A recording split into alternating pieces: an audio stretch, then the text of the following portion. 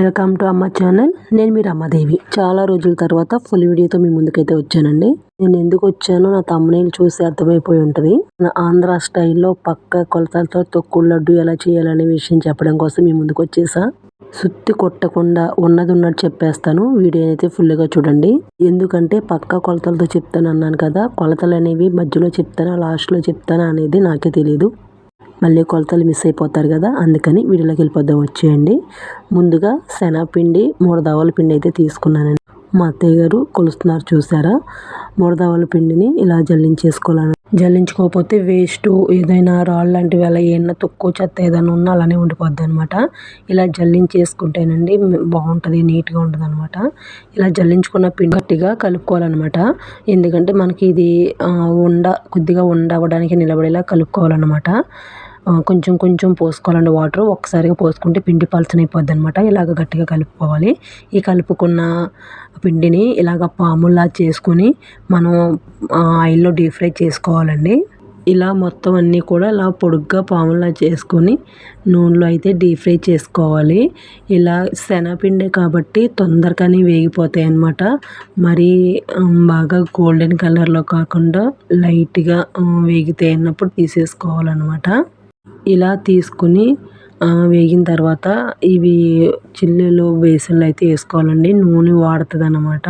నా వీడియో నచ్చితే ఒక లైక్ వేసుకోండి, అలాగే ఒక కామెంటు, అలాగే అడగంది అమ్మాయినా పెట్టదంటారు కదా, ఒక సబ్స్క్రైబ్ కూడా చేసుకోండి. ఇలానే మొత్తం పిండి అంతా కూడా ఇలాగా డీప్ ఫ్రై చేసుకోవాలి. ఇలా డీప్ ఫ్రై చేసుకున్న వాటిని ఇలా చిన్ని ముక్కలుగా విరుచుకోవాలండి. ఇలా విరుచుకోవడం వల్ల మనం మిక్సీ పట్టుకున్నప్పుడు నలగడానికి ఈజీగాను ఉంటుంది, అలాగే ఇవి తొందరగా కూడా చల్లారుతాయి అన్నమాట. ఇలా మొత్తం కూడా ముక్కలుగా విరిచేసుకోవాలి. ఇలా విరుచుకున్న ముక్కల్ని చల్లారిన తర్వాత ఇలా మిక్సీ జార్లో వేసుకుని మిక్సీ పట్టుకోవాలండి.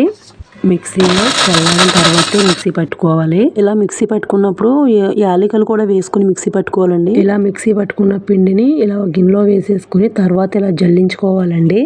ఇలా జల్లించుకున్న తర్వాత మురాలు వస్తాయి అన్నమాట. అలా మెత్తని పిండి కిందకి దిగిపోయి కొంచెం బరగ్గా ఉన్న పిండి మురల్లా వస్తాయి అన్నమాట అండి. అవి మనం మళ్ళీ మిక్సీ పట్టుకోవాలి. అలా పట్టుకుంటే మనకి చూడండి, కొలతలు క్లారిటీగా చెప్తున్నాను. మనం పచ్చిపిండి 3 దవల పిండి తీసుకున్నామండి. అవి డీప్ ఫ్రై చేసుకుని ఇలా మిక్సీ పట్టుకున్న తర్వాత పిండి మనకి 4 దవల పిండి అయితే అవుతుంది. చూడండి, మురలు ఇలా మళ్ళీ మిక్సీ పట్టేసుకోవాలన్నమాట. మిక్సీలో జార్లో వేసుకుని ఈ పిండి 4 దవల పిండి వస్తుందండి. 4 దవల పిండికి పంచదార పాకం ఎంత పట్టాలో చూడండి. అర్థమైందండి. 4 దవ్వల పిండికి 5 తవ్వల పంచదార అని చెప్పింది. ఇలా 5 తవ్వల పంచదార కొలుచుకుని 1 లీటరు వాటర్ అయితే పోసుకోవాలండి ఈ పంచదారలో. నేను నా ఛానల్లో ఇది వరకు 2 లడ్డు వీడియోస్ అయితే పెట్టానండి. ఒకటైతే కొలతలు మొత్తం వీడియో చూపించలేదు, రెండోదేమో పచ్చిపిండి వేపిన పిండి పెట్టాను. ఇప్పుడు మాత్రం పక్కా కొలతలతో చెప్తున్నానండి, అందుకే వీడియో ఎక్కడ స్కిప్ చేయొద్దన్నాను. ఇలా 1 లీటర్ నీళ్లు పోసుకొని ఇలా తిప్పుతూనే ఉండాలండి స్టవ్ మీద పెట్టి. ఇలా పొయ్యి మీద పెట్టి తిప్పకుండా అలానే వదిలేస్తే పంచదార అడుగున గడ్డ కట్టేస్తుందండి. అందుకని తిప్పుతూనే ఉండాలన్నమాట. చూసారా, పాకం అయితే వచ్చేసింది. మా అక్క చూస్తుంది, మీకు క్లారిటీగా చూపిస్తాను చూడండి. బాగా ఎంత చక్కగా క్లారిటీగా చూపిస్తుందో మా అక్క పాకం మీకు.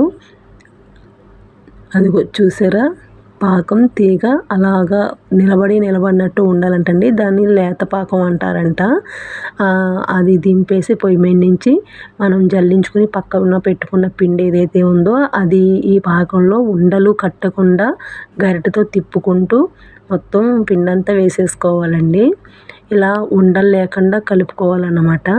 దీంట్లోకి ఇప్పుడు 1/2 కేజీ నెయ్యి మరగబెట్టుకుని పోసుకోవాలండి. నెయ్యి స్టవ్ మీద మరుగుతుంది. ఈలోగా ఇది ఉండలు లేకుండా కలుపుకోవాలి. చూడండి, మా అక్క ఎలా కలుపుతుందో ఉండలు లేకుండా. అలా ఉండలు లేకుండా కలుపుకున్న తర్వాతనే నెయ్యి వేడి చేసుకుని మరిగే నెయ్యి ఇలా పోసుకోవాలన్నమాట అండి. చూడండి, పిండి ఎలా పొంగుతుందో నెయ్యి పోయంగానే అలా పొంగాలన్నమాట. మనకి నెయ్యి అలా పోసినప్పుడు పిండి కొద్దిగా విరిగినట్టు అనిపిస్తుంది. మీరు క్లారిటీగా చూడండి, అలా విరిగినట్టు అనిపించేలా అలాగే పోసుకోవాలన్నమాట నెయ్యి. చూడండి మీకు అనిపించిందా విరిగినట్టు? అలా కలుపుకోవాలండి. పిండిని మొత్తం ఇలా కలిపేసుకున్న తర్వాత ఇలా ఇత్తడి పళ్ళానికి చెంబుకి నెయ్యి రాసి పళ్ళులో వేసి తిప్పాలండి చెంబుతో. ఇలా తిప్పుతూ ఉన్నప్పుడు కలర్ చేంజ్ అవుతుంది చూసారా? అలా కలర్ చేంజ్ అవుతుందండి. అలాగే కొంచెం గట్టి పడుతుంది కూడా. ఇలా కలుపుతూ ఉన్నప్పుడే గిన్నెలో ఉన్నది కొంచెం కొంచెం మొత్తం వేసేసి తిప్పేసిందండి మా అక్క. ఇలాగా దగ్గర పడిపోతుంది చూసారా? కలరు మారుతుంది, అలాగే గట్టి పడుద్ది అనమాట. ఇలా చాలా మెత్తగా ఉంటుంది లడ్డు ఇలా చేసుకుంటే. మొత్తం దగ్గర పడిన తర్వాత ఇలాగా దగ్గరికి పోగు పెట్టేసుకొని మనం చేతికి నెయ్యి రాసుకొని మనకి లడ్డు ఎంత సైజు అయితే కావాలో అంత సైజు ఉండ తీసుకొని ఇలా చేసుకోవాలండి. లడ్డు ఇలాగో ఒకరి చేతులు ఒకరు మారుతున్నప్పుడే నూనె పోస్తుందండి. అలా చేసుకొని పక్కన పెట్టేసుకున్న తరువాత మళ్ళీ మనం ఒకసారి నూనె చేసుకొని అప్పుడు మనం జీడిపప్పు అయితే గుచ్చాలండి లడ్డూకి. మొత్తం లడ్డు అంతా ఒక ఎత్తు అయితే ఆ లడ్డూకి జీడిపప్పు ఒక అందం అండి. అది అనమాట. ఖచ్చితంగా లడ్డు చేసుకున్నప్పుడు జీడిపప్పు అయితే ఉండాలి. ఫస్ట్ లడ్డు ఉండలు మనం సైజు చూసుకొని చేసుకొని పక్కన పెట్టుకోవాలండి. కొద్దిగా బిగిస్తుంది అనమాట. బిగిస్తున్నప్పుడు ఒకసారి నూనె చేసుకొని అప్పుడు జీడిపప్పు గుచ్చాలండి. ముందే స్టార్టింగే జీడిపప్పు అయితే గుచ్చకూడదు అనమాట. ఎందుకంటే ఉండ కొద్దిగా బీసిన తర్వాత గుచ్చుకోవాలి జీడిపప్పు. మొత్తానికి మన ఆంధ్ర స్టైల్ తొక్కుడు లడ్డు అయితే రెడీ అయిపోయిందండి. మీకు పక్కా కొలతలతో చెప్పాను అనుకుంటున్నాను. అర్థం అవ్వకపోతే మళ్ళీ ఒకసారి చెప్తానండి. పచ్చిశనగపిండిని పాములా చేసుకుని నూనెలో డీప్ ఫ్రై చేసుకుని చల్లారిన తర్వాత మిక్సీ పెట్టుకుంటే ఆ పిండి మనకి 4 తవ్వల పిండి వస్తుందండి. 4 తవ్వల పిండికి 5 తవ్వల పంచదార పాకం పడుతుంది అనమాట. 1/2 కేజీ నెయ్యి, 100 గ్రాముల జీడిపప్పు అంతే.